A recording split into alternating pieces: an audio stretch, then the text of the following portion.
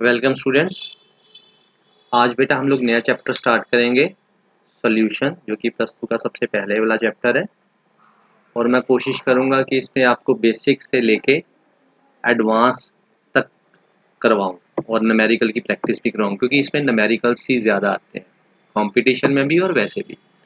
तो मैं स्टार्ट करता हूँ। सबसे पहले हमारा जो चैप्टर का नाम लिखते हैं सॉल्यूशन, और इसकी डेफिनेशन को समझने की कोशिश करते हैं। सॉल्यूशन क्या है? पहली बात एक जनरल सा बता देता हूँ कि जो हम तकरीबन हमारी बॉडी के अंदर जितने भी प्रोसेसेस हो रहे हैं वो एक काइंड मतलब occur in some kind of liquid solution. ठीक है। वैसे तो हम लेयरली मतलब बहुत रेयर है कि नॉर्मल लाइफ में हम लोग प्योर सब्सटेंस के साथ डील करें, बट ज़्यादातर जो मिक्सचर के साथ डील करते हैं वो दो या दो से ज़्यादा प्योर सब्सटेंसेस से मिलकर ही बने होते हैं। बट इनकी जो यूटिलिटी है या इनकी जो इम्पोर्टेंस है हमारी लाइफ में, वो डिपेंड करती है कॉम्पोजिशन के ऊपर सॉल्यूशन की। ठीक है। अब जैसे मैं आपको सिंपल सी एक एग्जांपल के साथ बताता हूँ। सपोज करो हमें पता है कि हमारा जो वाटर है, अगर उस वाटर में अगर फ्लोराइड आयन, ध्यान से ये चीज़ को समझना, क्योंकि ये मैं बताना सिर्फ ये चाह रहा हूँ कि जो सोल्यूशन है इसकी इम्पोर्टेंस हमारे लिए इसकी कॉम्पोजिशन के ऊपर डिपेंड करती है, इसकी मात्रा के ऊपर डिपेंड करती है। सपोज करो हमारे पास जो फ्लोराइड आयन है, अगर इसकी मात्रा 1 ppm है। 1 ppm का मतलब होता है पार्ट्स पर मिलियन। इसकी डेफिनेशन आगे करेंगे भी हम लोग। अगर इस मात्रा में ये हमारे वाटर के अंदर प्रेजेंट है तो ये क्या करता है, ये हमारे जो दांत है उनको डिके होने से बचाता है। ठीक है। और अगर तो क्या ये क्या करता है, प्रिवेंट करता है किस चीज को, टूथ डिके को। अगर यही फ्लोराइड आयन की जो कंसंट्रेशन है वाटर में 1 ppm की बजाय 1.5 ppm हो गया, अब देखो कॉम्पोजिशन चेंज हो गई ना। तो फिर क्या होगा, फिर यही वाला वाटर हमारे दांतों के लिए प्रॉब्लमेटिक हो जाएगा। तो हमारे जो दांत है वो क्या हो जाएंगे, मतलब it causes basically, it causes the tooth to become mortal. ठीक है। इसी तरह से अगर और ज्यादा कंसंट्रेशन हो जाए फ्लोराइड आयन की, तो फिर वो बहुत ही ज्यादा क्या हो जाता है, पॉइजनस हो जाती है। High concentration of fluoride ion make it very poisonous. शायद आपको पता होगा कि ये जो सोडियम फ्लोराइड है ये एक रेड पॉइजन है। ठीक है बेटा। तो कहने का मतलब ये है कि ये सॉल्यूशन जो हम जिन सॉल्यूशन के साथ हम लोग डील करते हैं, या इनकी जो हमारे लिए यूटिलिटी है, ये डिपेंड करती है, इनकी जो इंपॉर्टेंस है ये डिपेंड करती है कि ये किस कॉम्पोजिशन में मिक्स हुए पड़े हैं। ठीक है। अब जैसे मैं आपको एक और एग्जांपल बताता हूँ। जैसे हमारे पास डिफरेंट अलॉय हैं। जैसे पहले एक ब्रास लिख दिया मैंने, ब्रास हो गया, जर्मन सिल्वर हो गया, और आपके पास क्या हो गया तीसरा, ब्रॉन्ज हो गया। अब ये वाला जो है इसमें क्या क्या होता है, इसमें होता है कॉपर और जिंक। इसमें क्या होता है, कौन कौन से जो मेटल से मिक्स होके ये वाला अलॉय बना है, ये बना हमारे पास निकल, कॉपर एंड जिंक। और यहाँ पे ये हमारे पास किससे मिलकर बना है, ये बना है कॉपर एंड टिन। ठीक है। ये मैंने इस तरह से क्यों लिखे हैं, क्योंकि आपको थोड़ा सा याद रखना भी इजी हो जाए कि ब्रास जो है वो कॉपर और जिंक से बना है। आप इसको ऐसे भी याद रख सकते हो कि 29 एटॉमिक नंबर और 30 एटॉमिक नंबर। इसका 28, 29 एंड 30। और इसका वैसे याद रख लो कि कॉपर 10, 10 ये ब्रॉन्ज बनाता है मिलके। ठीक है। तो ये हमारे पास अलग अलग मात्रा में मिलके अलग अलग जो है वो अलॉय बनते हैं। देखो कंसंट्रेशन मतलब कॉम्पोजिशन चेंज करने से या एक आधा मेटल मिक्स करने से हमारे पास डिफरेंट टाइप ऑफ जो है वो अलॉय बन जाते हैं। अलॉय भी एक सोल्यूशन है बेटा, ये भी एक होमोजेनियस मिक्सचर है। बस इसमें क्या किया हुआ है, सॉलिड को सॉलिड में ही मिक्स किया गया है। आपका सोल्यूट भी जो है वो सॉलिड है, और आपका जो सॉल्वेंट है वो भी क्या है, सॉलिड है। ठीक है। अब उसके बाद हम लोग आते हैं जर्नल की जो सोल्यूशन है।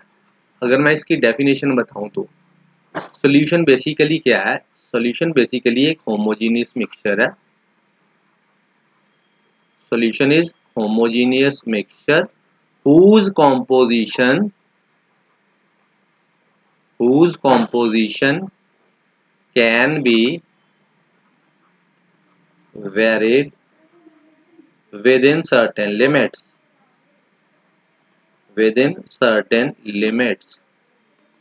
मतलब सोल्यूशन बेसिकली एक होमोजीनियस मिक्सचर है, मतलब दो दो चीजों से मिक्स होके बना है, बट हमें पता नहीं लगता।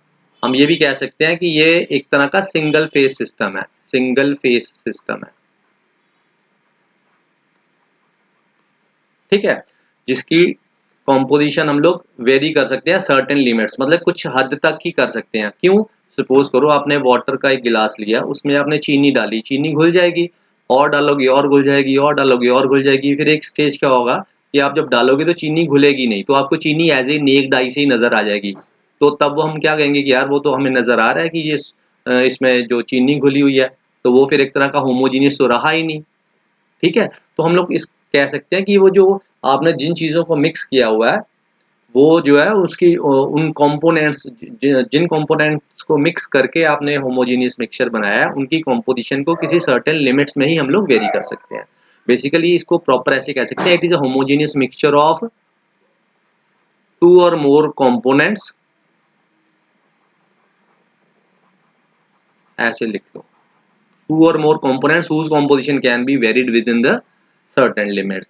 अब देखो, अगर दो कंपोनेंट मिक्स होके बने, अगर आपका जो सॉल्यूशन है वो दो कंपोनेंट से मिलके बना है, तो हम लोग उसको बोलते हैं कि ये आपका बाइनरी सॉल्यूशन है। अगर वो तीन कंपोनेंट से मिलके बना है, तो हम लोग कहते हैं कि ये आपका बाइनरी टर्नरी सॉल्यूशन है। इसी तरह चार के लिए आपका क्वाटर्नरी सॉल्यूशन हो जाएगा। बट हम लोगों ने प्लस टू में सिर्फ किसके साथ डील करना है? बाइनरी सॉल्यूशन के साथ, मीन हम लोग दो कंपोनेंट्स को ही लेके चलेंगे, ठीक है जी। अब ये दो कंपोनेंट कौन से हो गए?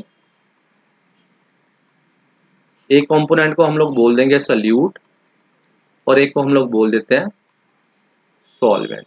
सॉल्वेंट उसको बोलते हैं जो ज्यादा मात्रा में होता है, और सॉल्यूट उसको बोलते हैं जो कम मात्रा में मौजूद होता है, ठीक है। जो स्मॉल अमाउंट में मौजूद हो वो सॉल्यूट हो गया, जो ज्यादा मात्रा में उसको हम लोग सॉल्वेंट बोल देते हैं, ठीक है।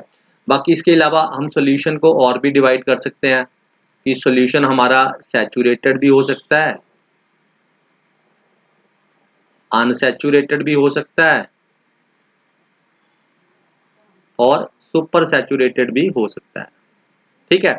सैचुरेटेड सॉल्यूशन वो वाला सॉल्यूशन होता है कि जब आप किसी भी सॉल्वेंट में सॉल्यूट को मिक्स कर रहे हो, सॉल्यूशन बना रहे हो, एक स्टेज ऐसी आ जाएगी कि सॉल्वेंट में और ज्यादा जो सॉल्यूट है वो घुल नहीं पाएगा, जितनी उसकी एब्जॉर्बिंग कैपेसिटी होगी वो अपने अंदर उसको संभालेगा। उसके बाद अब आप डालने की कोशिश भी करोगे तो वो मिक्स नहीं होगा, ठीक है। तो हम लोग बोल देते हैं कि अब आपका सॉल्यूशन जो है वो सैचुरेटेड हो चुका हुआ है। दूसरी तरफ अनसैचुरेटेड सॉल्यूशन कौन से होंगे कि जिस सॉल्वेंट में अगर आप कुछ डाल रहे हो तो वो उसके अंदर घुल रहा है, तो हम कहेंगे कि ये अभी अनसैचुरेटेड है, इसके अंदर अभी एब्जॉर्बिंग कैपेसिटी है, आप और सोल्यूट इसमें मिक्स कर सकते हो। सुपर सैचुरेटेड सॉल्यूशन क्या होते हैं? मतलब वो वाले सॉल्यूशन जो ऑलरेडी सैचुरेटेड हैं, जिसके अंदर और आप सोल्यूट को घोल नहीं सकते हो, बट आप क्या करते हो कि आप उसको गर्म करना शुरू कर देते हो। आपने गर्मियों में देखा होगा कि हम लोग शिकंजवी बनाते हैं, तो हम क्या करते हैं? चीनी घोलते हैं। आपने घर वालों को देखा होगा कि वो नॉर्मल पानी में चीनी घोलते हैं, बर्फ डालने के बाद नहीं घोलते, ठीक है। जब हम लोग पानी में चीनी घोलते हैं, तो अगर चीनी मान लो जितनी घोलनी है वो घुल गई है, अब और चीनी नहीं घुल रही, तो फिर हम लोग क्या करते हैं? हम लोग चीनी को और घोलने के लिए थोड़ा सा पानी को गर्म कर लेते हैं, ताकि उसकी अंदर एब्जॉर्बिंग कैपेसिटी और बढ़ जाए, तो हम ताकि उसके अंदर और जो है वो सोल्यूट को डिसॉल्व कर सकें। तो ऐसे सॉल्यूशंस को बोलते हैं सुपर सैचुरेटेड सॉल्यूशन, ठीक है बेटा। अब हम उसके बाद नेक्स्ट करेंगे कि जो मेन इसके बाद टॉपिक आता है हमारे पास कि हमारे पास टाइप्स ऑफ सॉल्यूशन। एक तो ये पढ़ेंगे टाइप्स ऑफ सॉल्यूशन कि हमारे पास कितने टाइप्स के सॉल्यूशन है, और उसके बाद हम लोग पढ़ेंगे कि different ways of expressing the concentration of solution. Different ways, ways कह लो या मोड्स कह लो, modes of expressing concentration of solution. ये दो टॉपिक पढ़ने हैं हमने, एक ये टॉपिक है, एक ये वाला। टाइप ऑफ सॉल्यूशन में हमने क्या बताना है कि हमारा सॉल्यूशन किस टाइप का है। मतलब आमतौर पे सॉल्यूशन टाइप ऑफ सॉल्यूशन में हम लोगों ने ये देखना होता है कि हमारा जो सॉल्वेंट है वो किस स्टेट में है, क्योंकि हम लोग जो भी हमारे सॉल्वेंट की स्टेट होती है, जो अवस्था होती है, उसी के ऊपर हमारा डिपेंड करता है। मतलब जो सॉल्वेंट है ना, basically solvent determines the physical state in which the solution exist. अगर आपका सॉल्वेंट लिक्विड में है तो अंडरस्टूड है कि आपका सॉल्यूशन भी लिक्विड फॉर्म में होगा। अगर आपका सॉल्वेंट गैस में है तो आपका जो सॉल्यूशन है वो गैस फॉर्म में ही होगा। ठीक है। अब जैसे आप बुक में देख लेना, आपको दिया होगा कि अलग अलग ना वो बनाए होंगे। जैसे मैं आपको बताता हूँ एग्जाम्पल के साथ, सॉल्यूट, सॉल्वेंट, और उसके बाद यहाँ पे हम लोग लिख देते हैं एग्जाम्पल। ये मैं आपको बताने जा रहा हूँ कि सॉल्यूशन की टाइप्स कौन कौन सी है। जैसे सपोज करो आपका सॉल्यूट जो है वो सॉलिड फॉर्म में है और ये जो है ये लिक्विड फॉर्म में। आप ऐसे करो, यहाँ पे सारे पहले लिक्विड लिक्विड वाले लिख लेते हैं हम लोग, लिक्विड, लिक्विड और लिक्विड। फिर हम लोग लिख लेते हैं गैस, गैस और गैस। फिर हम लोग लिख लेते हैं सॉलिड, सॉलिड और सॉलिड। ये मैं इसलिए लिख रहा हूँ ताकि आपको पता लगेगा कि हमारे पास कितनी पॉसिबिलिटीज बनती हैं, मतलब इनकी फिजिकल स्टेट के हिसाब से। यहाँ पे लिख देते हैं solid, liquid and gas, solid, liquid, gas, solid, liquid and gas. अब आपने क्या करना, आपने ये देखना है कि ये सॉल्यूशन है, ये ऐसा सॉल्यूशन आपने बताना है या सोचना है दिमाग में कि जिसमें आपका सॉल्वेंट जो है, मीन जो चीज़ ज़्यादा मात्रा में है वो लिक्विड स्टेट में है और जो चीज़ कम मात्रा में है वो आपका जो सॉलिड स्टेट में है, जो कम मात्रा में है। तो आप क्या एग्जांपल बताओगे इसकी? हम लोग नॉर्मली लैब में इसी सॉल्यूशन के साथ डील करते हैं, सॉलिड इन लिक्विड। जो अभी मैंने आपको एक एग्जांपल बताई थी, शिकंजवी बनाते हैं तो हम पानी में क्या डालते हैं, शुगर डालते हैं। तो वो क्या हो गया, पानी ज़्यादा हो गया और जो शुगर है वो सॉलिड स्टेट में होती है तो वो कम हो गया। तो हम कह सकते हैं कि जो शुगर सॉल्यूशन है वो एक तरह का आपका सॉलिड इन लिक्विड वाला हो गया। अब यहाँ पे मैंने लिक्विड लिक्विड इसलिए लिखा क्योंकि यहाँ पे जो सॉल्यूशन की फिजिकल स्टेट रहेगी वो लिक्विड रहेगी, क्योंकि हमारा सॉल्वेंट जो है वो लिक्विड में है। तो ये लिक्विड सॉल्यूशन तीनों कहलाएंगे, ये वाले गैसेस कहलाएंगे और ये वाले हमारे सॉलिड कहलाएंगे। तो यहाँ इसकी पहले वाले की एग्जांपल हो गई शुगर सॉल्यूशन, या आप सॉल्ट भी लिख सकते हो। आप नमक पानी में डाल दो तो आप क्या बोलोगे कि मैंने एक गिलास पानी में 1 चम्मच नमक डाल दिया तो एक सॉल्यूशन बन गया।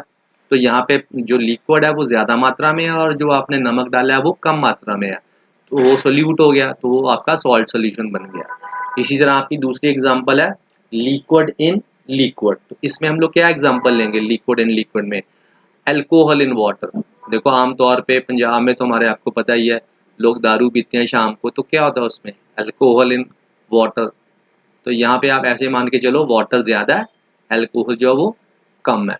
ये भी लिक्विड फॉर्म में होती है, ये भी लिक्विड फॉर्म में होती है। तो ये हमारी क्या एग्जांपल बन गई, अल्कोहल इन वाटर जो हो गई, ये लिक्विड इन लिक्विड वाली एग्जांपल होगी। ठीक है, अल्कोहल इन वाटर कह लो या इथेनॉल इन वाटर कह लो। ठीक है। इसी तरह से जो हमारा कर्ड मिल्क है, जैसे लस्सी है, जैसे लस्सी में पानी डालते हैं, तो दोनों चीज़ें ही क्या है, बेसिकली दोनों ही लिक्विड है। जस्ट एक समझाने के लिए आपको बता रहा हूँ। इसी तरह हमारे पास gas in liquid, gas in liquid में क्या है कि लिक्विड ज़्यादा मात्रा में है और गैस जो है वो कम मात्रा में है। तो हम लोग क्या बोलेंगे, गैस इन लिक्विड। तो इसमें हम बता सकते हैं कि oxygen dissolved in water.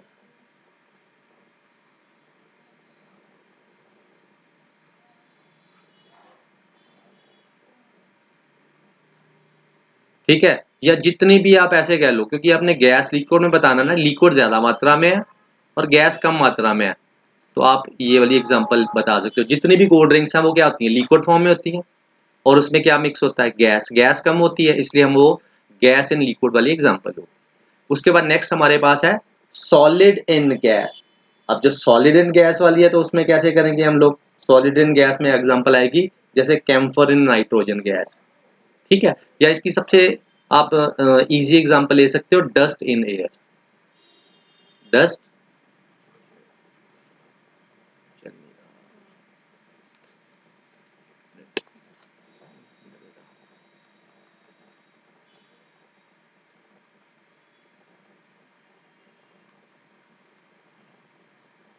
Dust in air. ठीक है, क्योंकि यह देखो हवा में हमारे आप बैठे हो तो कई बार आपको लगता है ना कि हवा में थोड़ी सी मिट्टी सी लग रही है, हम फील करते हैं।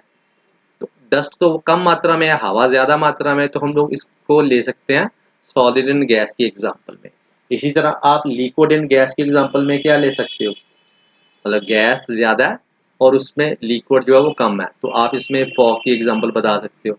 फॉग में क्या है, एयर बहुत ज्यादा होती है, गैसियस फॉर्म में है, और जो लिक्विड है वो वाटर कंटेंट हो गया, तो हम बोल सकते हैं फॉग क्या है, किसकी एग्जांपल है, लिक्विड इन गैस की। इसी तरह गैस इन गैस की एग्जांपल तो सिंपल आप एयर ही लिख सकते हो, आपने छोटी क्लासेस से पढ़ा है, air is a mixture of gases. अब आपको ऐसे पता तो नहीं लग रहा कि ये इसमें कितनी सारी गैसेस हैं, हम तो ऐसे ही अगर सोचे भी तो हमें सोचेंगे कि एयर जो एक ही गैस होगी कोई, जबकि हमें पता है it is a mixture of gases. इस तरह सॉलिड इन सॉलिड, वो मैंने अभी आपको ऊपर भी एग्जांपल बताई है, जितने भी अलॉय हैं वो सॉलिड इन सॉलिड की एग्जांपल है। इसी तरह आप लिक्विड इन सॉलिड की एग्जांपल बता सकते हो, तो इसमें आप लिक्विड इन जो लिक्विड इन सॉलिड की है वो आप एक और भी एग्जांपल बता सकते हो। एक तो हाइड्रेटेड सॉल्ट्स बता सकते हो आप, हाइड्रेटेड सॉल्ट, जैसे आप देखो जब मौसम आता है हमारा अक्टूबर नवंबर का, तो हम क्या चीज़ नोट करते हैं, ये अगस्त का या सितंबर का, तो हमारे घर का जो आप कभी देखना नमक वाला जो जहाँ पे नमक रखा होता है वो नमक थोड़ा सा ना गीला सा हो जाता है, तो उसमें कुछ ना कुछ मॉइस्चर कंटेंट चला जाता है। ठीक है, क्योंकि तब एयर जो ऑलरेडी बहुत ज़्यादा सैचुरेटेड होती है वाटर कंटेंट से, ह्यूमिडिटी ज़्यादा होती है, तो इसलिए वो सॉल्ट जो है वो एब्जॉर्ब कर लेता है, उसके अंदर इम्प्योरिटीज होती है मैग्नीशियम की, जिसके कारण वो एब्जॉर्ब कर लेता है हमारे वाटर कंटेंट को एयर में से, तो वो गीला हो जाता है, तो हम उसको बोल सकते हैं ये एक तरह का हाइड्रेटेड सॉल्ट है। नहीं तो इससे भी ये और भी आसान एग्जांपल आप ले सकते हो। हमें पता है कि जो जितने अलॉय हैं अगर उसमें हम लोग अमलगम मीन, अमलगम क्या होता है, अमलगम ये अमलगम एक अलॉय को ही बोलते हैं, मैं साइड पे बता देता हूँ। बट इसमें एक मेटल हमेशा कौन होता है, मरकरी। कोई भी पूछ ले आपको कि अमलगम क्या है, तो आपने कहना कि अमलगम एक मिक्सचर ऑफ मेटल ही है, बट इसमें one of the metal is mercury. और मरकरी किस फॉर्म में होता है, लिक्विड, आपने पढ़ा हुआ है, एक ही मेटल जो मेटल है जो कि लिक्विड फॉर्म में मिलती है। तो यहाँ पे अमलगम क्या हो गया, एक तरह का लिक्विड हो गया, और बाकी के जो मेटल्स हैं वो सॉलिड फॉर्म में हो गए। तो हम कह सकते हैं कि जैसे सोडियम के साथ अगर इसका अमलगम बनाओ तो सोडियम सॉलिड स्टेट में हो गया और मरकरी जो है वो लिक्विड स्टेट में होगी, तो उसको सोडियम सोडियम और मरकरी अमलगम बोलते हैं हम लोग। इसी तरह गैस इन सॉलिड, तो गैस इन सॉलिड में हम लोग किसकी एग्जांपल दे सकते हैं कि सॉलिड ज्यादा मात्रा में है और गैस जो है वो कम मात्रा में है, तो उसमें हम लोग कह सकते हैं solution of hydrogen, solution of hydrogen in palladium. ठीक है, या निकल भी लिख सकते हैं। ये क्या बेसिकली, ये आपको मैं बताता हूँ। जैसे हम लोग कई बार रिएक्शंस करते हैं ऑर्गेनिक में, रिडक्शन रिएक्शंस करते हैं, तो वहां पे हमारे पास जो है ना जो मेटल है, ये बेसिकली ऐसे भी लिख सकते हैं H2 प्लेटिनम, ये मेटल हाइड्रोजन का कॉम्बिनेशन है। मेटल के ऊपर जो है ये मेटल है आपका, और इसके ऊपर ऐसे करके हाइड्रोजन जो है वो एडजॉर्ब हुई होती है। क्या हुई होती है, एडजॉर्ब, मतलब सरफेस के ऊपर जो चीज होती है उसको एडजॉर्ब बोलते हैं, और जो अंदर तक चली जाए, जैसे हम लोग कली करते हैं दीवार के ऊपर, पेंट करते हैं, तो पेंट दीवारों पर ही रहता है, उसके अंदर नहीं सारा चला जाता, तो उसको बोलते हैं एडजॉर्ब। अब हम लोग अपने सोफे के ऊपर जो बिछाते हैं कपड़ा, कवर बिछाते हैं, तो वो ऊपर ऊपर ही रहता है। आप टेबल के ऊपर बैठते हो तो आप टेबल के ऊपर ही रहते हो, तो आप एडजॉर्ब हुए हो, एडजॉर्ब। ठीक है, एब्जॉर्ब का मतलब हो गया जैसे कोई अंदर तक, जैसे आप मान लो आपने सोफे के ऊपर पानी डाल दिया तो क्या होता है, वो पानी अंदर तक चला जाता है, तब हम लोग शब्द यूज करते हैं एब्जॉर्ब।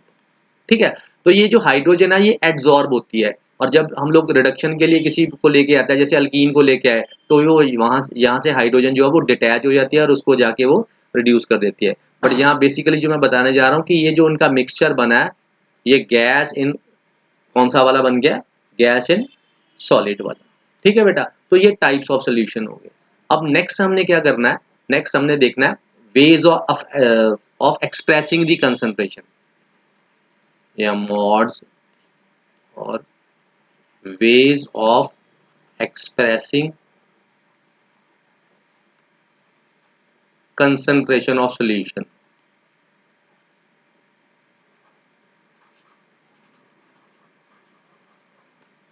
ठीक है, अब इसको समझना हमने कि सॉल्यूशन की कंसंट्रेशन को एक्सप्रेस करने के तरीके। अब सॉल्यूशन क्या होता है? सॉल्यूशन आपको अभी मैंने समझा दिया कि जब सॉल्यूट और सॉल्वेंट को हम लोग मिक्स करते हैं तो इनसे मिलकर क्या बनता है? ये सॉल्यूशन बनता है।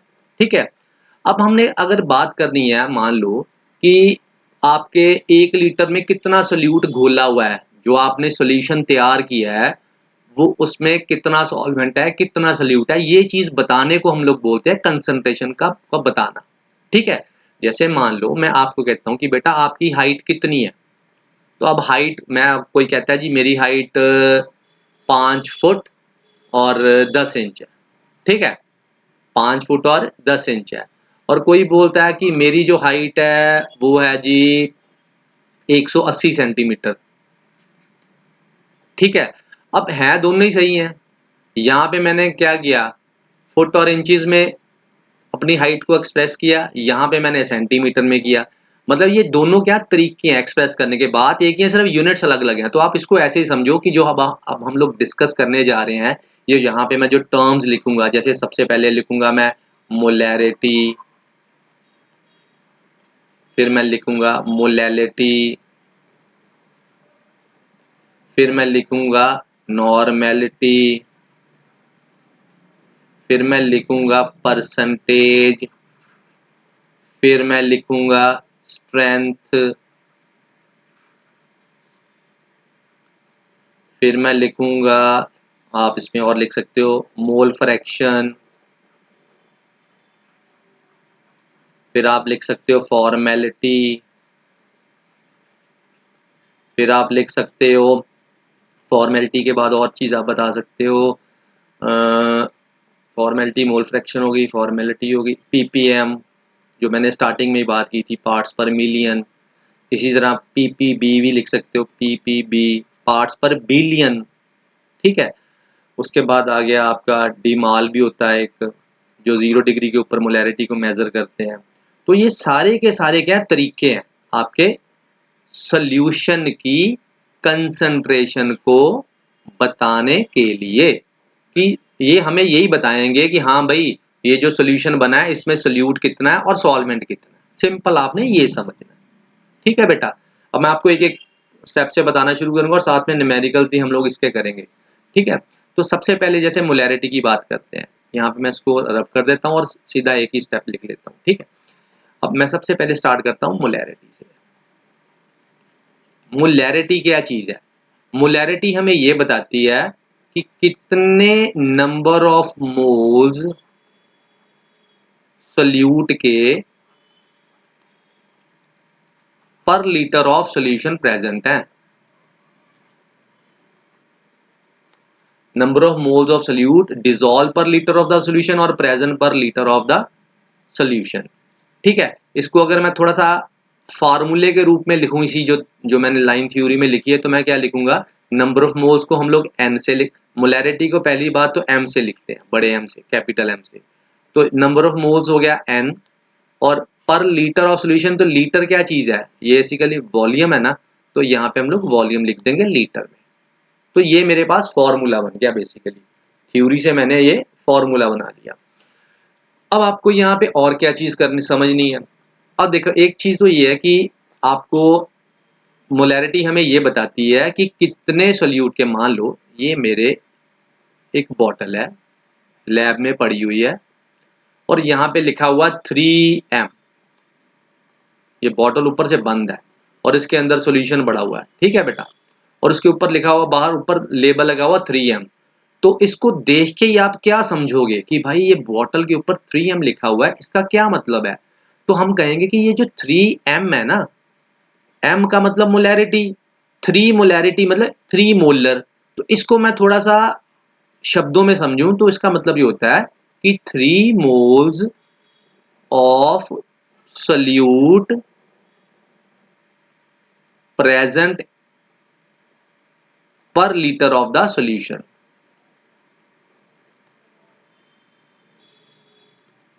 ठीक है बेटा, कि 3m का मतलब है कि 3 मोल सोल्यूट के 1 लीटर सॉल्यूशन में प्रेजेंट है। अगर यहाँ पे 2m लिखा होता या यहाँ पे मैं 1.5m लिख दिया तो आप क्या बोलोगे कि 1.5 मोल्स ऑफ सोल्यूट प्रेजेंट पर लीटर ऑफ द सॉल्यूशन।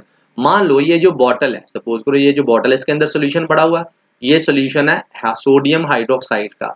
तो अब आप इसके बारे में क्या जानकारी कलेक्ट कर लोगे इसी चीज से, इतने से ही। तो आप कहोगे कि भाई ये जो सॉल्यूशन है ना आप शो कर रहे हो, ये 1.5 ये बता रहा है कि 1.5 moles of NaOH are present in 1 liter of solution। ठीक है बेटा, ये हमें ये इंफॉर्मेशन दे रहा है। अगर 3m लिखा होता तो हम बोलते कि 3 मोल सोडियम हाइड्रोक्साइड के 1 लीटर सॉल्यूशन में प्रेजेंट है। और एक चीज आपने हमेशा ध्यान में रखनी है कि जो आमतौर पे हम लोग केमिस्ट्री में मोल्स में ही काम करेंगे, हम लोग मोल्स में ही काम करेंगे। अगर आपको मान लो वेट दिया हुआ है तो हम क्या करेंगे, उस वेट को मोल में कन्वर्ट कर लेंगे। मान लो मैंने आपको कहा है कि बेटा मेरे पास ना 20 ग्राम सोडियम हाइड्रोक्साइड है। क्या है? 20 ग्राम सोडियम हाइड्रोक्साइड मेरे पास है। तो जो केमिस्ट लोग हैं वो क्या कहते हैं कि भाई हमें 20 ग्राम से ऐसे मत बोलो कि 20 ग्राम है, मुझे बताओ मोल कितने हैं। अब आप क्या करोगे फिर, आप इसको मोल्स में कैसे कन्वर्ट करोगे? तो इसका सिंपल फंडा ये है कि नंबर ऑफ मोल्स का फार्मूला होता है जो आपने 11th में भी किया हुआ है, गिवन वेट बटा मॉलिक्यूलर वेट। तो गिवन वेट तो हमें दिया हुआ 20 ग्राम। अब इस 20 ग्राम को मैंने मोल्स में कैसे कन्वर्ट करना है, इस 20 ग्राम को इस सब्सटेंस के ही मॉलिक्यूलर वेट से डिवाइड कर दूंगा। अब इसका मॉलिक्यूलर वेट कितना होता है, 23 इसका, 16 इसका, 1 इसका, तो यहाँ पे 40 से डिवाइड कर दूंगा तो ये काट के 1/2 आ गया। तो कहने का मतलब 0.5 मोल्स आ गए मेरे पास। तो मुझे ये समझ लग रही है कि भाई ये जो 20 ग्राम NaOH है ना, इसका मतलब है 0.5 मोल्स। क्लियर है बेटा? अब इसी तरह से फॉर्मूला जो है इसको भी थोड़ा सा मॉडिफाई करते हैं। मोलैरिटी की डेफिनेशन क्या थी, number of moles per unit volume. तो अब मैं क्या करता हूं, जैसे मैंने अभी कहा कि मान लो हमें मोल्स दिए ही नहीं हुए, हमें तो दे दिया हुआ वेट, फिर कैसे करोगे? तो आपने क्या करना, इस फॉर्मूले को थोड़ा सा मॉडिफाई कर देना। आप क्या करोगे, ये जो नंबर ऑफ मोल्स है, ये नंबर ऑफ मोल्स किसके हैं, सोल्यूट के है ना। तो एक चीज और साइड पे मैं बता देता हूं, सोल्यूट के लिए हम लोग या तो 2 लिखते हैं या बी लिखते हैं पैरों में, पहचान बताने के लिए कि सोल्यूट की बात हो रही है, और सॉल्वेंट के लिए 1 या ए लिखते हैं। ठीक है बेटा, ये चीज आप ध्यान दें। अब मोलैरिटी क्या है हमारे पास, जैसे ये हमारे सोल्यूट है ना, यहाँ पे मैं बी लिख देता हूँ। कहने का मतलब है ये क्योंकि number of moles of solute है ना, तो अब इसको मैं क्या क्या करूंगा, एन डब्ल्यू, क्योंकि नंबर ऑफ मोल्स किसके बराबर है, ये देखो यहाँ पे मैंने अभी यहाँ पे बताया नंबर ऑफ मोल्स किसके बराबर होते हैं, वेट ओवर मॉलिक्यूलर वेट। तो यहाँ पे मैं करूंगा W B over M B. ये मैंने किसके लिख दिया, इसको इसकी फॉर्म में लिख दिया। और बटा नीचे क्या था, वॉल्यूम, किस में था, ये लीटर में।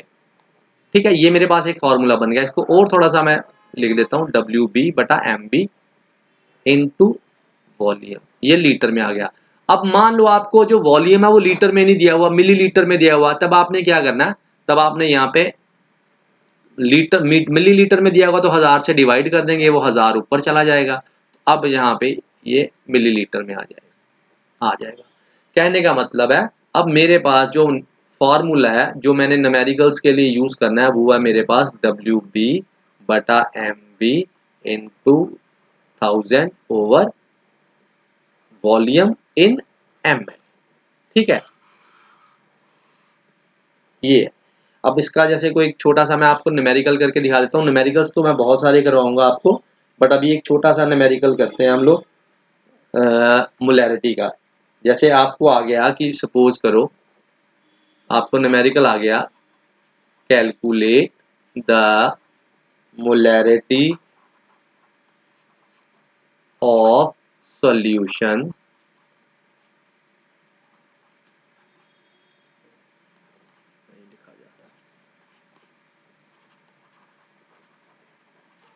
Calculate the molarity of A solution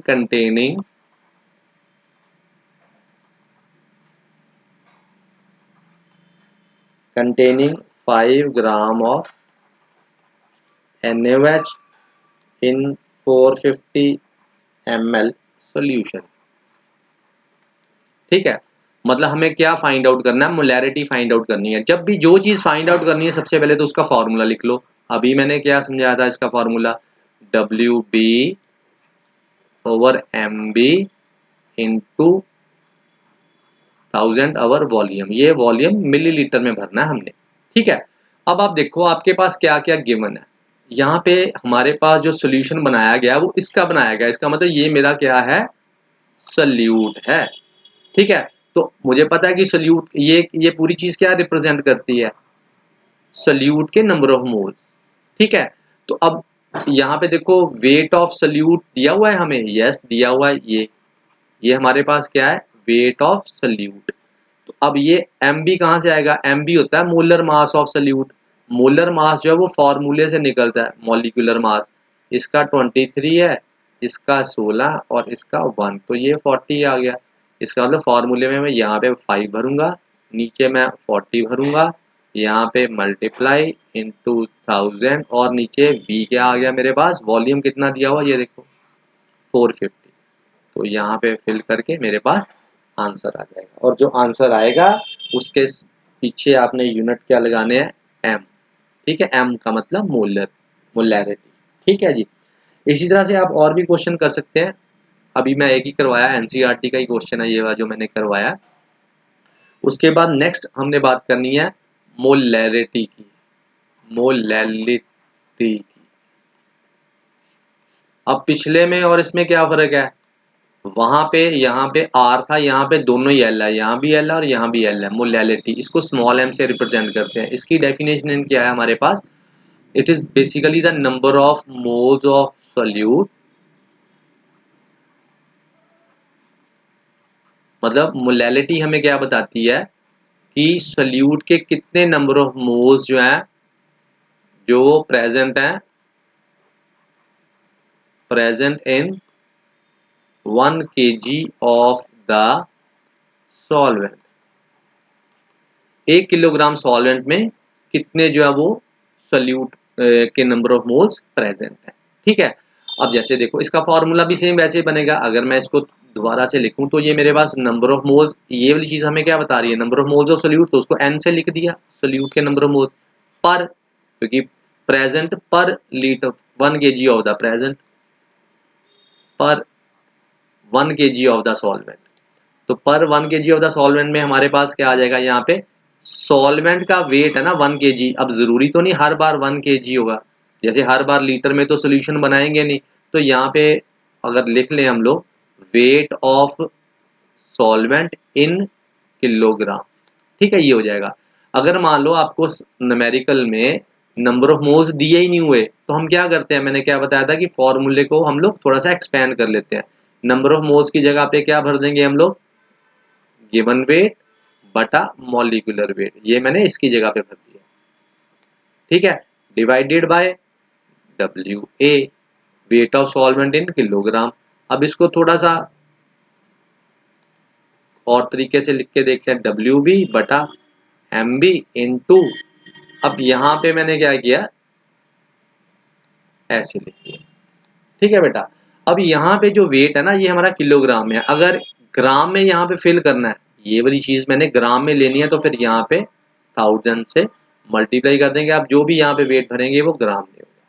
clear है, तो मेरे पास देखा जाए तो ये तकरीबन तकरीबन सेम वैसा ही फार्मूला हो गया। मोलैरिटी का फार्मूला क्या था, WB बटा MB इंटू 1000 ओवर V, और मोलैलिटी का फार्मूला क्या बना, WB बटा MB इंटू 1000 बटा WA। तो सिर्फ ये वाला पोर्शन में फर्क है, बाकी लगभग सारा ही सिमिलर। ठीक है, अब इसमें जैसे आपको न्यूमेरिकल आ गया, सपोज करो, अब मैं यहाँ पे नेक्स्ट करता हूँ आपको, इसको आपने नोट कर लिया होगा। जैसे आपको क्वेश्चन आ गया, calculate the molality of 2.5 gram of ethanoic acid in 75 gram of benzene. तो हमें मोलैलिटी फाइंड आउट करनी है, तो मैं फटाफट क्या करूंगा, पहले तो मैं मोलैलिटी का फॉर्मूला लिखूंगा WB over MB into 1000 WA। अब मैंने इस जो मेरे पास डाटा दिया हुआ मैंने देखना है कि ये चीज तो मैंने फाइंड आउट करनी है, तो इसका मतलब ये तीन चीजें जो है वो मुझे जरूर दी होंगी। ठीक है, अब उसने कहा है कि जो मोलैलिटी निकालनी है 2.5 gram of benzoic acid in 75 gram of benzene, तो इसका मतलब ये तो मेरा हो गया सॉल्वेंट जिसके अंदर ये किसको घोल रहा है, इसको, ये मेरा हो गया सॉल्यूट। ठीक है बेटा, अब ये जो वेट है ये गिवन वेट है, इसको हम लोग बोलते हैं WB। तो इसका मतलब ये चीज तो मुझे पता है। अब मॉलिक्यूलर मास कैसे निकालेंगे, वो निकलेगा ये फॉर्मूले से। फॉर्मूले से कैसे निकलेगा, देखो इथेनोइक एसिड का फॉर्मूला क्या होता है, CH3COOH, ये इथेनोइक एसिड है। तो यहाँ से अगर आप इसका फाइंड आउट करो तो इथेनोइक एसिड का 12 प्लस 3 प्लस फिर इसका 12 प्लस 16 और 16 32 प्लस हाइड्रोजन का 1, तो ये टोटल ऐड करोगे तो 60 आ जाएगा। इसका मतलब मेरे पास ये वाली चीज भी पता लग गई। अब वेट ऑफ सॉल्वेंट कितना है, ये हमारा सॉल्वेंट है ना ये वाला बेंजीन, तो ये हमारे पास इसका वेट दिया हुआ है। तो इसका मतलब अगर मैंने मोलैरिटी निकालनी है तो मैं क्या फिल करूंगा 2.5 over 60 into 1000 over divided by 75। तो ये आप सॉल्व करोगे तो आपके पास क्या आ जाएगी, मोलैलिटी आ जाएगी। ठीक है, ये 0.556 के करीब इसका आंसर आएगा। ठीक है, तो ये एक मैंने जनरल सा आपको चीज बताई है। अभी मैंने सिर्फ दो तरीके बताए हैं सॉल्यूशन की कंसंट्रेशन को एक्सप्रेस करने में। अब हम लोग देखते हैं कि दोनों में से बढ़िया कौन सा है। इसमें एक रीजनिंग क्वेश्चन बनता है,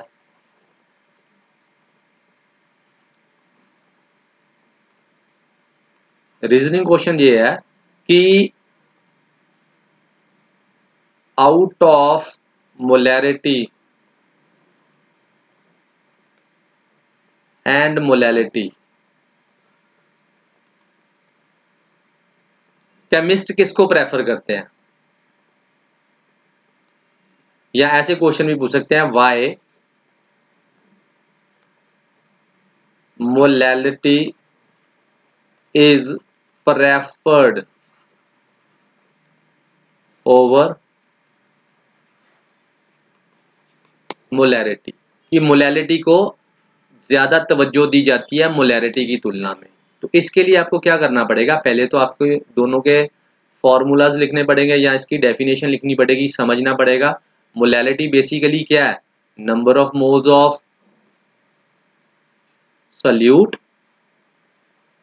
डिसॉल्व पर लीटर ऑफ द सॉल्यूशन, और सॉरी यहाँ पे मोलैलिटी के केस में पर केजी ऑफ द सॉल्वेंट है, और दूसरी तरफ मोलैरिटी के केस में क्या था, number of moles of solute dissolve पर लीटर ऑफ द सॉल्यूशन। तो इसका फॉर्मूला हम देखते हैं, तो ये वाला है। ठीक है, अब दोनों में एक चीज ध्यान दो आप, ये जो मोलैरिटी है, ये जो हमारे पास मोलैरिटी है ये किसके ऊपर डिपेंड कर रही है, मास, मास और वॉल्यूम। मीन कहने का मतलब वॉल्यूम के ऊपर भी डिपेंड कर रही है। ठीक है, और जो ये वाला मोलैरिटी है, अगर इसको ध्यान से देखो, ये भी मास है, ये भी मास है, ये भी मास है, तो सारा चीजें मास के ऊपर है, जिनके ऊपर डिपेंड कर रहा है ये, या जिनसे ये निकल रहा है वो सारी की सारी मास है। ठीक है, वॉल्यूम कहीं पे यूज नहीं हो रहा।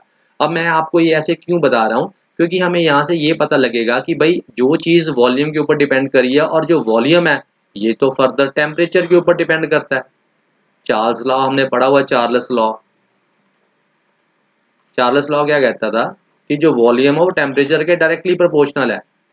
कहने का मतलब है अगर आप टेम्परेचर चेंज करते हो तो वॉल्यूम भी चेंज हो जाएगा।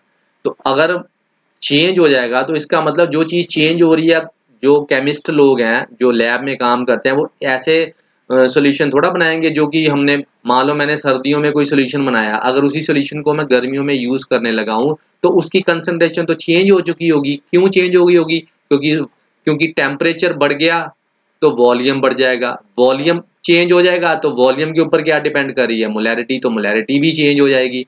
तो इनडायरेक्टली क्या हो रहा है कि मोलैरिटी चेंज हो रही है, कंसंट्रेशन चेंज हो रही है, ये कंसंट्रेशन ही है ना हमें बताती, तो कंसंट्रेशन चेंज हो रही है, जबकि यहाँ पे तो वॉल्यूम जो है वॉल्यूम डिपेंडेंट है ही नहीं कोई भी टर्म।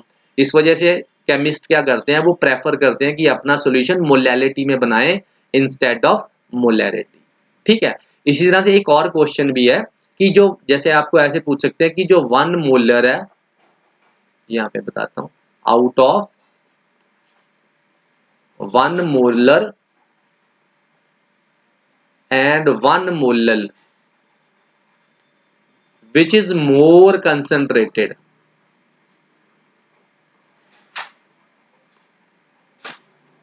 दोनों में से कौन सा ज्यादा कंसंट्रेटेड है।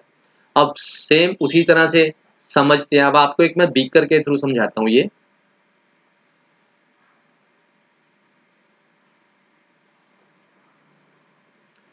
अब 1 मोल मुझे क्या जानकारी देता है, मैंने आपको अभी समझाया था ना कि इसका मतलब क्या आता है कि 1 mole of solute is present in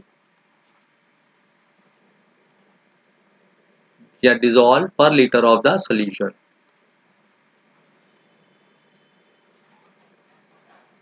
और 1 मोलल का मतलब क्या होगा कि 1 मोल ऑफ सल्यूट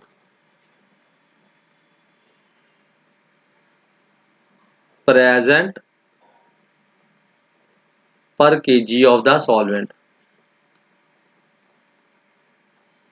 ठीक है, अब आप इसको यहां पे समझना है। सपोज करो आपने 1 मोल सल्यूट लिया, 1 मोल सल्यूट लिया और यहां पे मैंने ये रख दिया।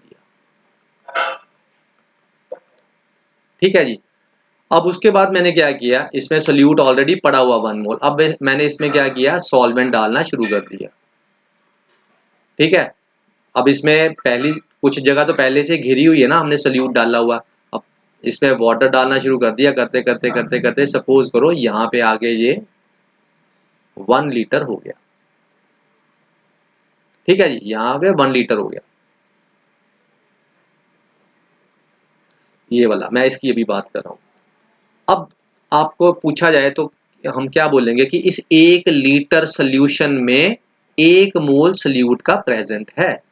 अब दूसरी तरफ देखो, अब दूसरी तरफ क्या है कि आपके पास ये 1 लीटर वाटर है, या कह लो 1 kg जो है वाटर है, 1 किलोग्राम वाटर है।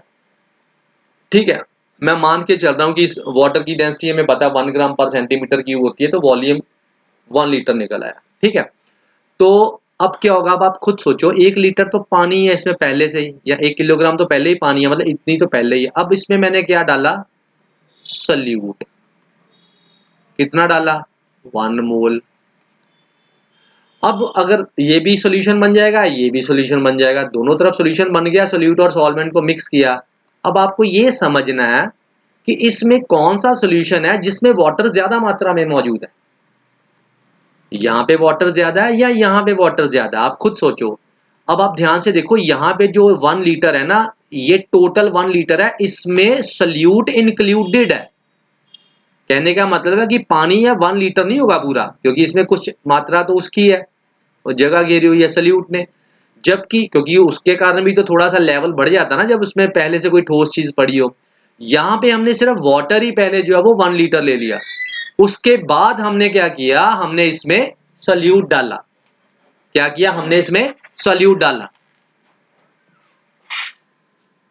अब इसमें आपका जो सॉल्यूट है वो बाद में डाला गया है, तो कहने का मतलब है इस केस में सॉल्वेंट की मात्रा ज्यादा है, इसके कंपैरिजन में यहाँ पे सॉल्वेंट की मात्रा कम है। अब हमें पता है जहां पे सॉल्वेंट ज्यादा होता है, हम सॉल्वेंट मान लिया कि सॉल्वेंट वाटर है, वाटर ही लिया है, तो इसका मतलब यहाँ पे वाटर ज्यादा है, इस वाले में वाटर कम है। जब हम लोग 1 मोलर बनाते हैं सॉल्यूशन तो पानी कम होता है, जब 1 मोलर बनाते हैं तो इसमें पानी ज्यादा होता है।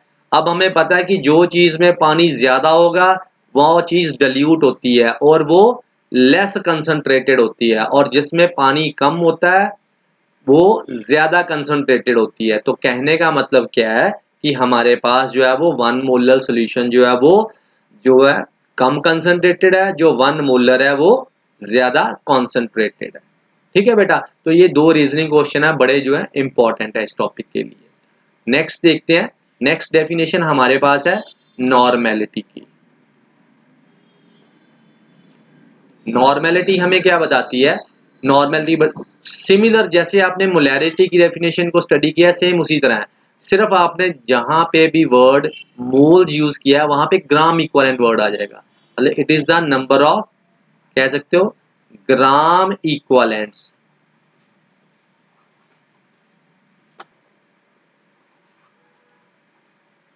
Of the solute dissolved per liter of the solution। अब इसको मैं फॉर्मूले के रूप में लिखता हूं, तो नॉर्मेलिटी मुझे ये पता लग रही है कि नॉर्मेलिटी जो है वो number of gram equivalents divided by volume in litre. तो देखा जाए एग्जैक्टली मोलैरिटी जैसी डेफिनेशन ही फॉर्मूला बन रहा है, सिर्फ यहाँ पे ग्राम इक्विवेलेंट्स लिखा हुआ, वहां पे हमने मोल्स लिखे थे, नॉर्मेलिटी में ग्राम इक्विवेलेंट्स। अब इसको अगर इलेबोरेट करें और फॉर्मूले को सिंप्लीफाई करें तो ये मेरे पास ग्राम इक्विवेलेंट, जैसे मोल कैसे निकालते हैं, वेट ओवर मॉलिक्यूलर वेट, इसी तरह से ग्राम इक्विवेलेंट कैसे निकालते हैं, वेट ओवर इक्विवेलेंट वेट।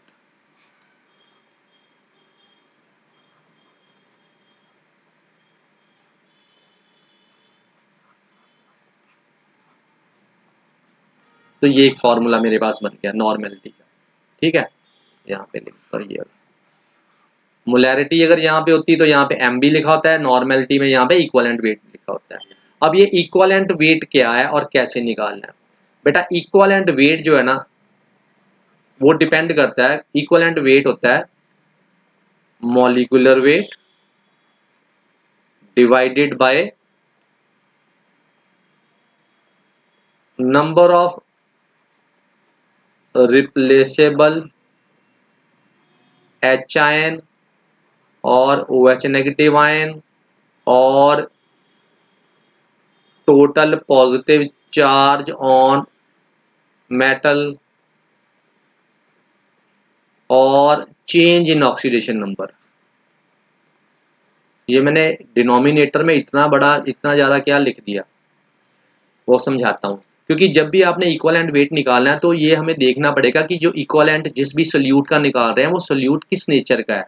क्या आपका सोल्यूट, जैसे मान लो आपको कहा जाए कि इक्विवेलेंट वेट सोडियम हाइड्रोक्साइड का कितना होता है, equivalent weight of sodium hydroxide, तो आप क्या करोगे, आप इसका मॉलिक्यूलर वेट पहले तो निकाल लोगे और डिवाइड किससे करोगे, इसके पास जितने रिप्लेसेबल OH आयन है, क्योंकि जो बेस होता है वो तो OH छोड़ेगा, जो एसिड होता है वो H आयन छोड़ेगा, अगर वो सॉल्ट है तो हमने मेटल के ऊपर देख लेना कितना टोटल पॉजिटिव चार्ज है, और अगर ऑक्सीडाइजिंग एजेंट या रिड्यूसिंग एजेंट है फिर हमने देखना होता है कि उसकी ऑक्सीडेशन नंबर में कितना चेंज आ रहा है, कहने का मतलब कितने इलेक्ट्रॉन लूज या वो गेन कर रहा है। अब यहाँ पे ये जो हमारा सोल्यूट है ये क्या है, एक बेस है, तो इसके देख लेने कितने OH है, तो यहाँ पे 2 से डिवाइड कर देंगे। जैसे हमें ऑलरेडी पता है कि NaOH का मॉलिक्यूलर वेट होता है 40, तो मैं अगर सॉरी यहाँ पे हमने OH 1 है ना, तो यहाँ पे हमने 1 लिख देना। ठीक है, तो 1 से डिवाइड किया तो यहाँ पे 40 के आ गया इक्विवेलेंट वेट। कहने का मतलब ये हुआ कि सोडियम हाइड्रोक्साइड का मॉलिक्यूलर वेट भी 40 होता है और इक्विवेलेंट वेट भी 40 होता है। इसी तरह से अगर आपके पास आ जाए equivalent weight of calcium hydroxide, तो फिर कैसे निकालोगे आप, उसी तरह से molecular weight of calcium hydroxide divided by number of replaceable OH negative ion, तो कितने OH नेगेटिव आयन है, 2 है, तो मैं 2 से डिवाइड कर दूंगा।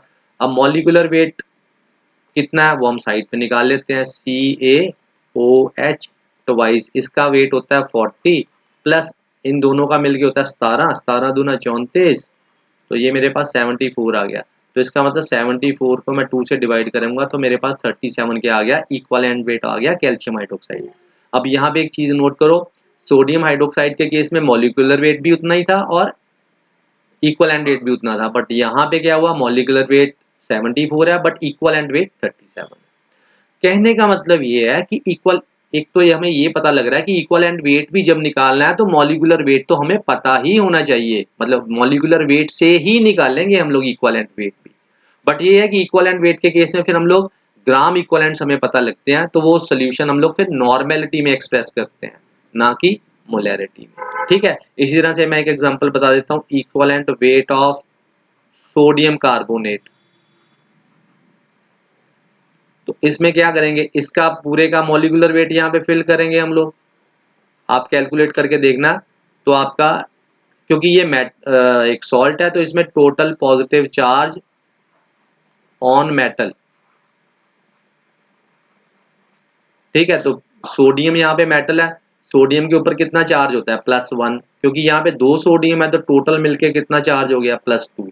तो इसका मतलब मॉलिक्यूलर वेट तो हम यहाँ इसका निकाल लेंगे, वो 106 आता है फॉर्मूले से। तो ऊपर 106 और नीचे फिर टोटल पॉजिटिव चार्ज कितना आएगा, 2। तो ये कैलकुलेट करके 3 आएगा। यहाँ पे सोडियम कार्बोनेट का मॉलिक्यूलर वेट तो 106 है, बट इक्विवेलेंट वेट क्या है, 53 है। इसी तरह से आप ऑक्सीडाइजिंग एजेंट का भी निकाल सकते हो, रिड्यूसिंग एजेंट का भी निकाल सकते हो।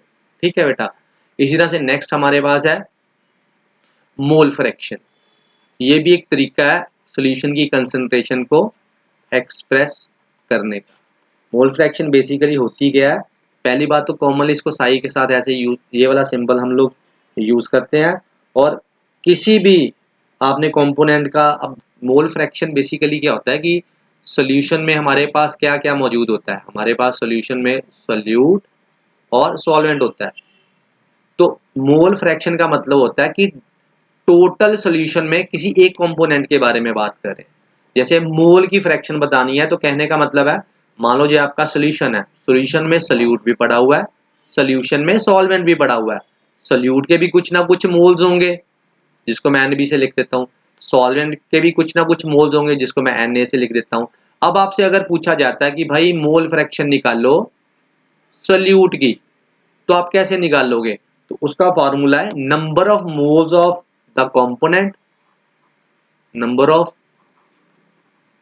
मोल्स ऑफ कंपोनेंट, किस कंपोनेंट का, जिसके निकालने हैं, किसके निकालने हैं हमने, सोल्यूट के। तो यहाँ मैं ब्रैकेट में सोल्यूट लिख देता हूँ। अगर यहाँ पे A लिखा होता फिर मैंने यहाँ पे सॉल्वेंट लिखना था, divided by total number of moles,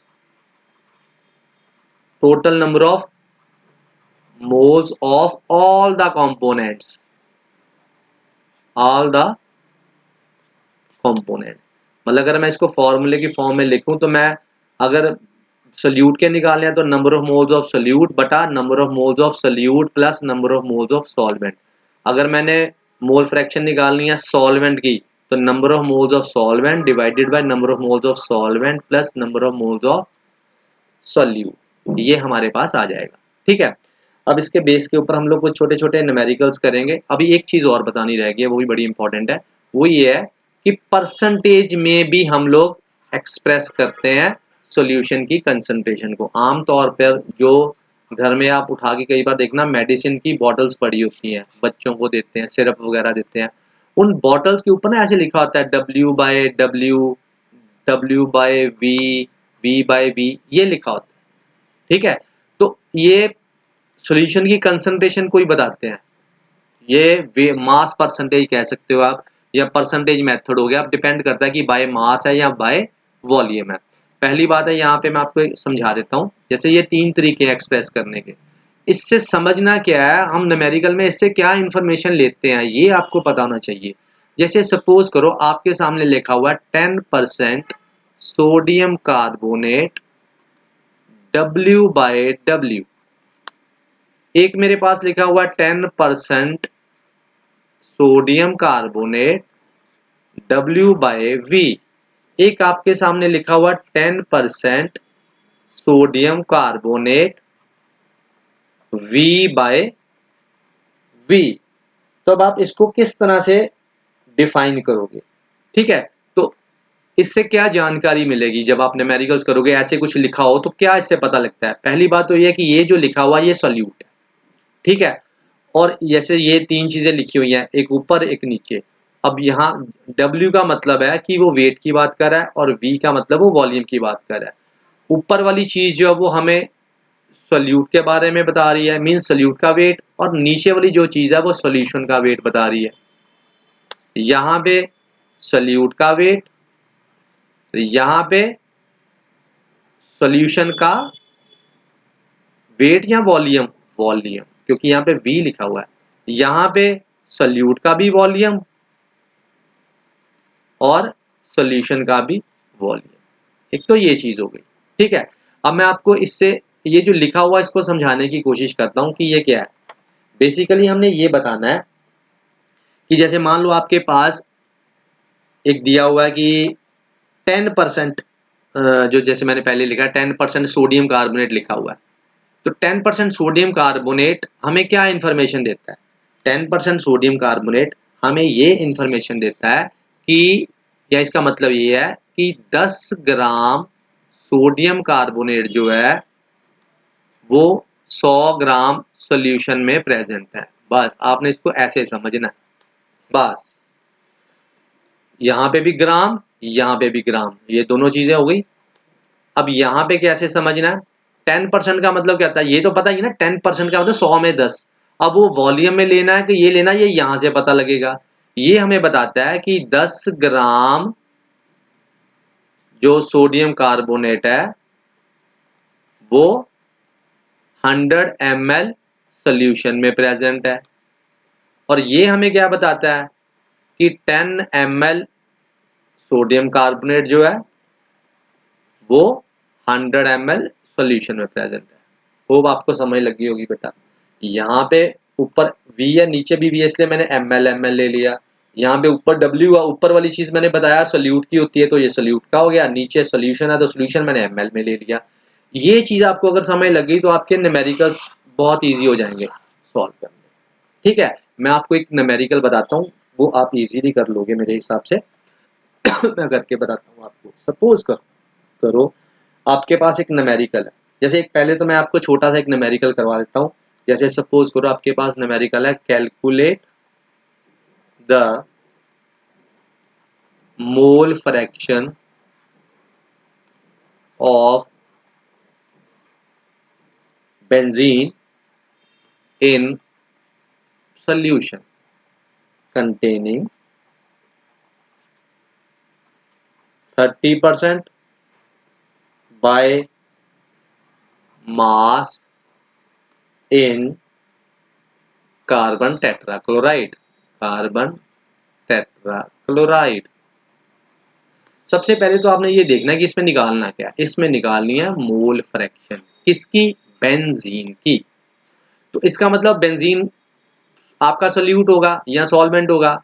अब ये पढ़ के आगे पता लगेगा, benzene in solution containing mass in this. कहने का मतलब ये वाला जो आपको कंपाउंड दिया हुआ कार्बन टेट्राक्लोराइड, ये आपका सॉल्वेंट है और ये आपका क्या हो गया? एक तरह का सोल्यूट हो गया। ठीक है, या किसी को भी मान लो, हमने बेसिकली क्या करना है, जिसकी भी मोल फ्रैक्शन निकालनी है, फॉर्मूला क्या है? मान लो मैंने बेंजीन की मोल फ्रैक्शन निकालनी है, तो मुझे अभी मैंने पीछे क्या पढ़ा था, जिसकी भी मोल फ्रैक्शन निकालनी है उसके नंबर ऑफ मोल्स निकालने पड़ेंगे मुझे,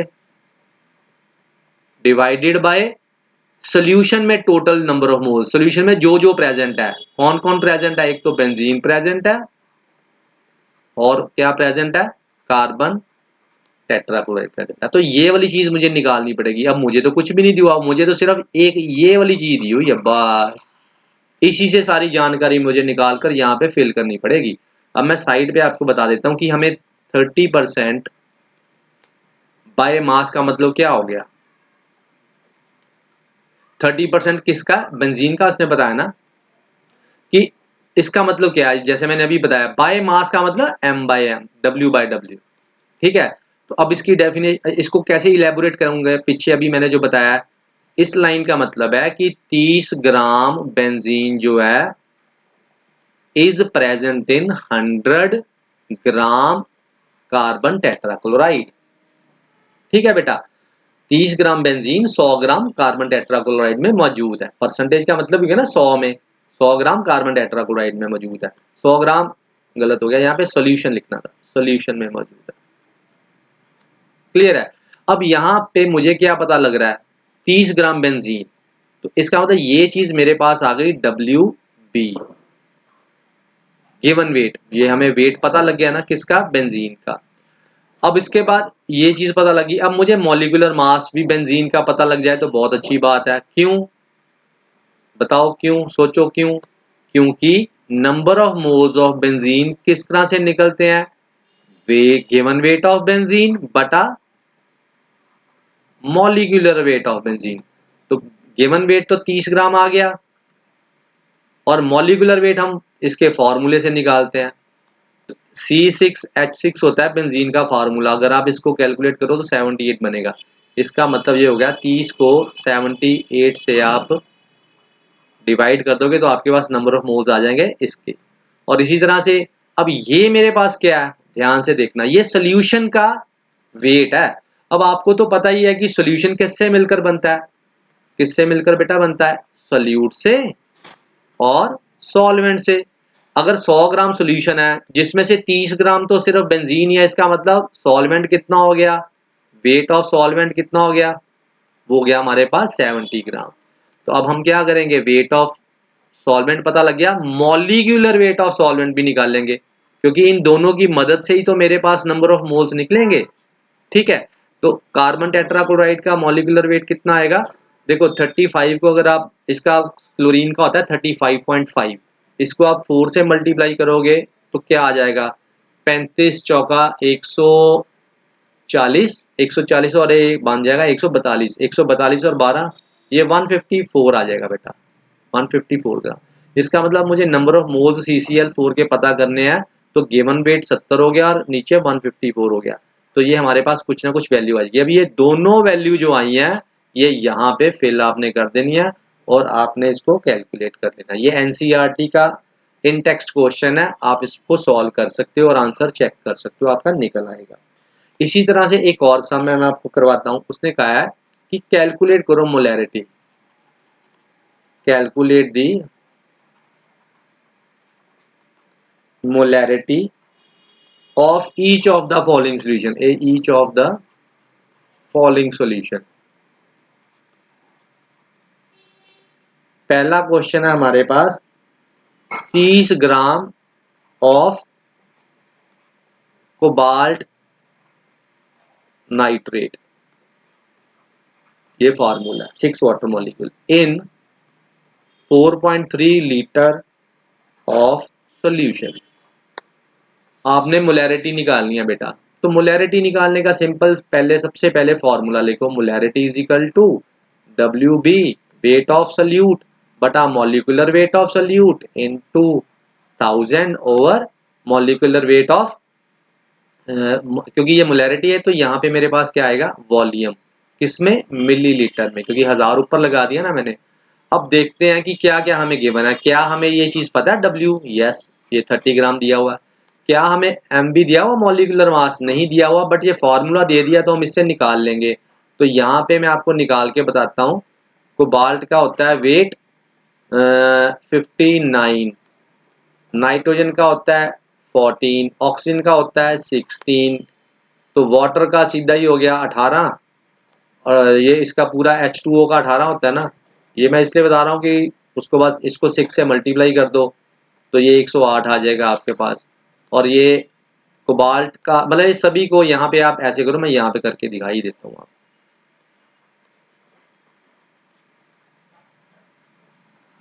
इसका हो गया मेरे पास 59 प्लस इसका क्या होगा 14, इसका प्लस 16 दिया 48, ये हो गया, ये 62 हो गया, 62 को 2 से करोगे तो ये 124 आ जाएगा, प्लस ये इनका 18 होता है, 18 को 6 से मल्टीप्लाई किया तो ये 108 हो गया, तो इसको आप मल्टीप्लाई करोगे तो ये 291 आएगा। तो यहाँ पे आप 2 मतलब मेरे पास ये भी पता लग गया 291। अब यहाँ पे 30 भरूंगा ऊपर, नीचे वाले में क्या भरूंगा मैं 291 इंटू 1000। अब वॉल्यूम मैंने कितना दिया हुआ है, मुझे वॉल्यूम दिया हुआ है 4.3 लीटर।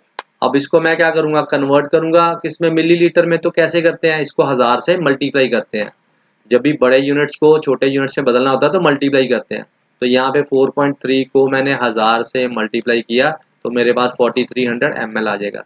तो यहाँ पे 4300 ml भर के तो ये आपका मोलैरिटी का आंसर आ जाएगा। ठीक है, इसी तरह से अब एक नेक्स्ट भी है इसमें, और एक मिनट इसको मैं रब करता हूँ, दूसरी चीज बता, ये नहीं होगा। इसी क्वेश्चन में उसने हमें ये बताया कि मोलैरिटी पता करो, मतलब मोलैर, हाँ जी, एक मिनट, हाँ जी, मोलैरिटी पता करो, मोलैरिटी आपने पता करनी है। दिया हुआ कि 30 ml of 0.5 molar sulphuric acid diluted to 500 ml। जब भी ऐसे सम्स हो जहां पे कंसंट्रेटेड सॉल्यूशन को डिल्यूट किया जाए, कहने का मतलब है कि आपके पास एक सॉल्यूशन पड़ा हुआ है, आपने ड्रॉपर लिया, इसमें से कितना ले लिया, 30 ml ले लिया, और उसको दूसरे बीकर में डाल दिया 30 ml को। अब इसमें क्या मिक्स किया, वाटर, ताकि इसको कितना बना दिया जाए, 500 ml। तो ऐसे सॉल्यूशंस में हमेशा मोलैरिटी इक्वेशन यूज करते हैं। मोलैरिटी इक्वेशन होती है M1V1 is equal to M2V2। ये कॉन्सेंट्रेटेड सॉल्यूशन के लिए, और ये आपने डिल्यूट करने के बाद जो आपका बना है। ठीक है बेटा, तो यहाँ पे देखो आपका पहले वॉल्यूम कितना था और मोलैरिटी कितनी थी, ये हमें क्या जानकारी दे रहा है, 0.5 मोलैरिटी है ना ये। तो यहाँ पे मोलैरिटी होगी 0.5 इंटू वॉल्यूम कितना आ गया मेरे पास 30।